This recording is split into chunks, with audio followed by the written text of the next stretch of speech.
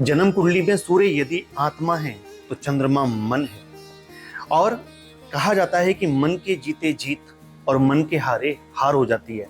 सूर्य तो सिर्फ दिन में तपता है, लेकिन चंद्रमा अशुभ वाला व्यक्ति रात में बिस्तर के ऊपर करवटें बदलता है। क्योंकि जब चंद्रमा जन्म कुंडली में खराब हो जाए ना, तो व्यक्ति को किसी दूसरे से भय नहीं होता, उसे भय होता है तो सिर्फ और सिर्फ अपने आप से, क्योंकि वह अपने विचारों से ही भाग रहा होता है। डिप्रेशन के घोर अंधकार में ले जाने वाला अगर कोई ग्रह है तो वो चंद्रमा ही है। चंद्रमा क्योंकि मन का कारक है और मन हर पल बदलता रहता है, हर पल नए नए विचार मन में आते ही रहते हैं। जिन लोगों का चंद्रमा खराब होता है ना, उनकी जिंदगी के अंदर इतनी निराशा भरी हुई होती है कि उन्हें अपनी जिंदगी से मोह भी नहीं रहता। आज इस वीडियो में मैं आपको चंद्रमा के ऐसे लक्षण बताऊंगा जिससे आपको पता लगेगा कि आपका चंद्रमा शुभ है या अशुभ है। और जब आपको पता लग जाए कि आपका चंद्रमा किस तरह का है, तो उसके बाद उसे ठीक करने का उपाय मैं इस वीडियो में आपको दूंगा। तो इस वीडियो को आप अच्छी तरीके से समझ लीजिए। सबसे पहले मैं चंद्रमा के उन अशुभ लक्षणों की बात आपको बताने जा रहा हूं जिनको आपको अच्छे से समझना चाहिए कि आपके साथ या आपके परिवार के किसी सदस्य के साथ ऐसा तो नहीं हो रहा। चंद्रमा जन्म कुंडली में जब खराब हो जाए, केंद्रुम योग में हो या विष योग में हो, यानी कि शनि के साथ चंद्रमा हो या उसकी दृष्टि में चंद्रमा हो, या फिर अकेला चंद्रमा बैठा हो केंद्रुम योग बना करके, ऐसी स्थिति के अंदर ये चंद्रमा इतना अशुभ हो जाता है कि व्यक्ति दुनिया से नहीं भागता, अपने आप से भागता है, अपने विचारों से भागता है। वो लोग जो आत्महत्या करने तक की सोच लेते हैं, यानी कि अपनी ही जीवन से वो इतने निराश हो जाते हैं कि उन्हें आशा की एक किरण भी कहीं नजर नहीं आती, इनका चंद्रमा बहुत ही ज्यादा अशुभ होता है। वो लोग जो बिन बात के या थोड़ा सा किसी ने चिल्ला दिया तो अक्सर करके रो जाते हैं, इनका चंद्रमा बहुत ज्यादा खराब होता है। क्योंकि उन्हें छोटी सी भी चीख, चिल्लाहट, किसी का गुस्सा करना बिल्कुल भी रास नहीं आता, क्योंकि वो इस बात को, इन शब्दों को, इस तेज आती हुई गति से आती हुई आवाज को बर्दाश्त ही नहीं कर पाते। उनका मन इतना कोमल होता है। ये जो खराब चंद्रमा वाले लोग हैं ना, इनको घर के अंदर ही इतनी पीड़ा उठानी पड़ती है कि या तो इनकी माँ बहुत ज्यादा रोगी, तकलीफ में जिंदगी काटने वाली हो जाती है, घर परिवार से प्रॉपर्टी, पैसा भी इनको प्राप्त नहीं होता, और अगर वो प्रॉपर्टी इत्यादि होती भी है तो वो कहीं ना कहीं रिश्तेदार उसको दबा लेते हैं या उनके कोर्ट कचहरी के चक्कर ही लगाने पड़ते हैं उसे पाने के लिए। या इसी खराब चंद्रमा वाले लोगों के साथ में उनकी खुद की सगी माँ, जन्म देने वाली माँ ही कोसने लगती है कि तुझ जैसी औलाद को मैंने जन्म ही क्यों दिया। ये खराब चंद्रमा के लक्षण है, जिनका अक्सर करके अपनी माँ से, अपनी दादी से, अपनी नानी के साथ में कोई ना कोई मनमुटाव चलता रहता है, या इन्हीं रिश्तेदारों के साथ भर भर के मुसीबतें आ रखी होती हैं। इनका चंद्रमा बहुत खराब होता है। जिनको हर छोटी सी बात का डिप्रेशन हो जाता है, कोई भी बात अगर उन्होंने सुन ली तो कई दिनों तक उनके दिमाग से निकलती नहीं, उसी पर सोचते रहते हैं। इनका चंद्रमा बहुत ज्यादा खराब होता है। चंद्रमा जब बहुत खराब स्थिति में हो तो ऐसे व्यक्ति को कितने भी अच्छे स्कूल में शिक्षा देने के लिए बैठा दो, लेकिन इसकी पढ़ाई कभी पूरी नहीं होती। ये अक्सर करके अपनी पढ़ाई को बीच में छोड़ देते हैं, या इन्हें समझ ही नहीं आता कि हमें फ्यूचर बनाना है तो बनाना किस तरफ है। ये हमेशा दूसरों से राय लेते नजर आते हैं। अगर आज किसी ने कह दिया कि बेटा तुम्हें ये बन जाना चाहिए, तो वो उसकी तैयारी करने लग जाएंगे। कल को किसी ने बोल दिया कि इसमें तो स्कोप ही नहीं है, आपको तो इस लाइन की तैयारी करनी चाहिए, तो वो उधर की तरफ सोचने लगते हैं। तो जो लोग अपने खुद के डिसीजन ना लेकर के दूसरों से डिसीजन लेके चलते हैं और बार बार अपने डिसीजनों को चेंज करते हैं, इनका भी चंद्रमा बहुत ज्यादा खराब होता है।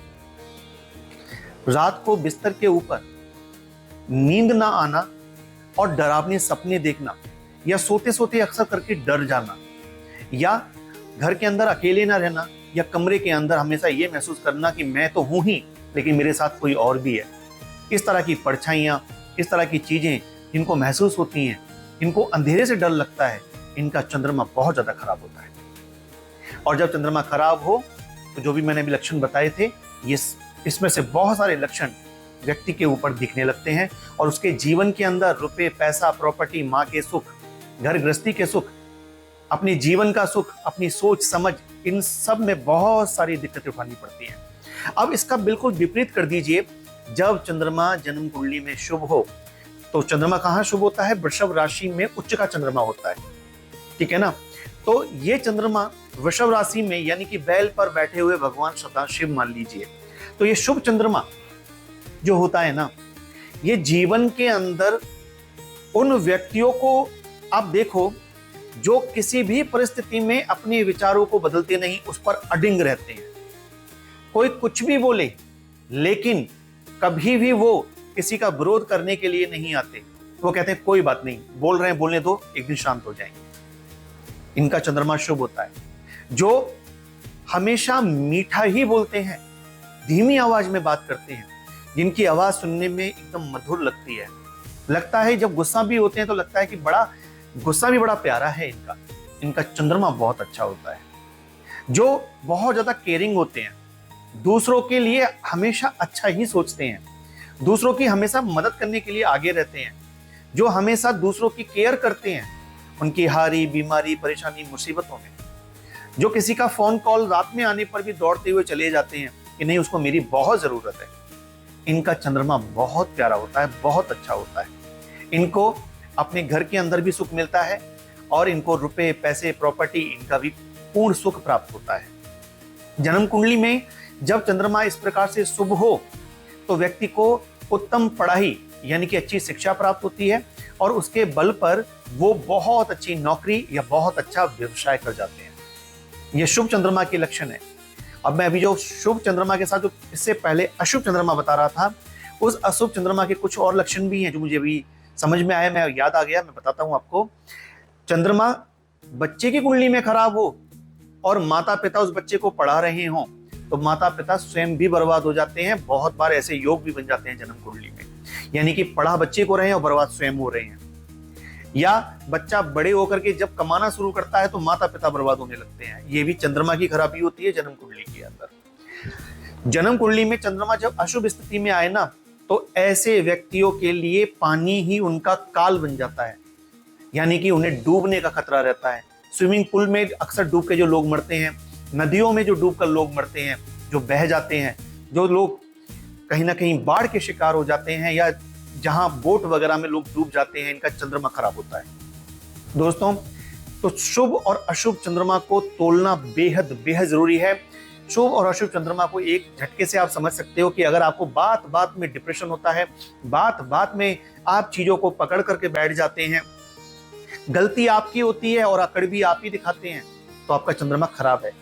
लेकिन गलती चाहे किसी की भी हो, लेकिन आप कहते हैं कोई बात नहीं, सॉरी मैं बोल देता हूं, बात को खत्म करिए, इनका चंद्रमा बहुत शुभ होता है। तो आप मुझे बताएं कमेंट में कि आपका चंद्रमा शुभ है या अशुभ है, और यदि आपका चंद्रमा अशुभ है तो आपको कौन सा उपाय करना चाहिए जिससे कि चंद्रमा ठीक हो जाए। तो उसके लिए मैं आपको 2 उपाय दे रहा हूं। नंबर 1 उपाय, हर सोमवार को और हर पूर्णिमा को आप मिश्री, धागे वाली मिश्री 100-200 ग्राम ले लीजिए और साबुत सफेद चावल ले लीजिए। इसका दान आप मंदिर में, शिव मंदिर के अंदर आप शिव जी के सामने रखना शुरू कर दीजिए हर पूर्णिमा और हर सोमवार को। आप इसे लगातार करते चले जाइए, ये चंद्रमा को अच्छा कर देगा। और दूसरा उपाय, पूर्णिमा की शाम को चंद्रमा को कोई चांदी का बर्तन आपके पास हो तो अति उत्तम, नहीं तो मिट्टी के किसी पात्र से आप चंद्रमा को थोड़ी सी चीनी मिला करके, थोड़ा सा मीठा करके, दूध अथवा जल का अर्घ चंद्रमा को दीजिए और थोड़ा सा उसमें से बचा लीजिए और उसको स्वयं पीजिए। इससे आपका चंद्रमा शुभ फल देने लगेगा। तो दोस्तों, इसके बाद मैं बात करूंगा मंगल के बारे में, नेक्स्ट वीडियो आएगी, उससे आप जानोगे कि आपका मंगल शुभ है या अशुभ। तो बने रहिए हमारे साथ, तब तक अपना ध्यान रखिए। जय माता की, हर हर महादेव।